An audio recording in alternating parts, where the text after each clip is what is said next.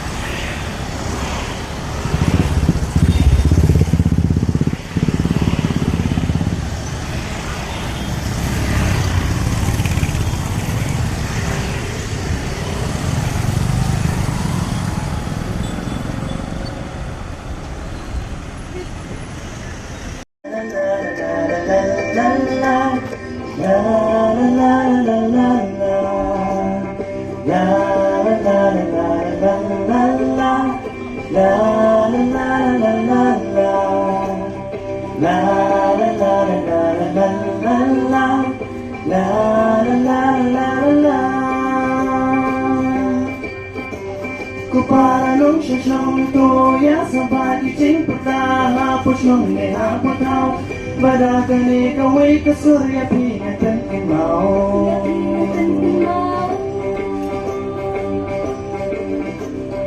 Ka-electoral roll kanwan bajing kala Iba ka special intensive revision Bala penyat Daka suka ka ba ikot ya ka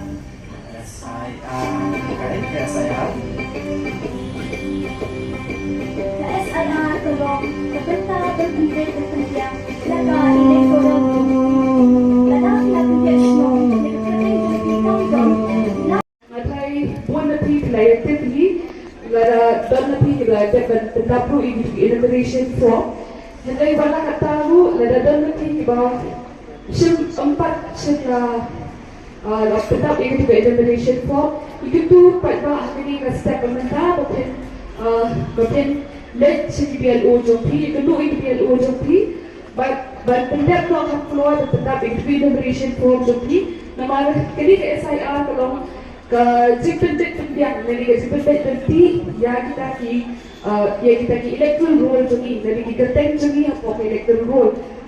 kenang bangga kedua kedua hangaba in wadi kerteng jungi leti dengan sharing kerteng jungi hapok electoral roll. Di hari ini step roll tentang sendiri tentang persen megaport. Irangnya issue. Within the next 6 days, we will enumerate all the eligible voters for the hapok Ri Bhoi constituency. Yakani pila apne self enumeration group na pimpatat untuk bentar ne kibelos kita pun lagi about 98% of the forms have been distributed. Dan awal ketapan kinsa enumerate kinsa digitize kan form. Dan aku akan request itu ki beliau ki bampat enumerate ne ki bampat submit itu ki form to be sobha panle no kamploy so that ika keten jumpi kan sapau pa ka draft electoral rule ka bangin sa issue haka santri ku office. Nakalian juatan kata tementan niya sedang move sa ni adon aplik program nta kawai kita ka bike ride ka bani in sa flag off nata in sa ïalap aro jungka unsing shirika mara tenadak nata in sa don pa sa kuwita street play naka Ri Bhoi College from the electoral and legislature. Tetang ka nagaling nga tulis ko.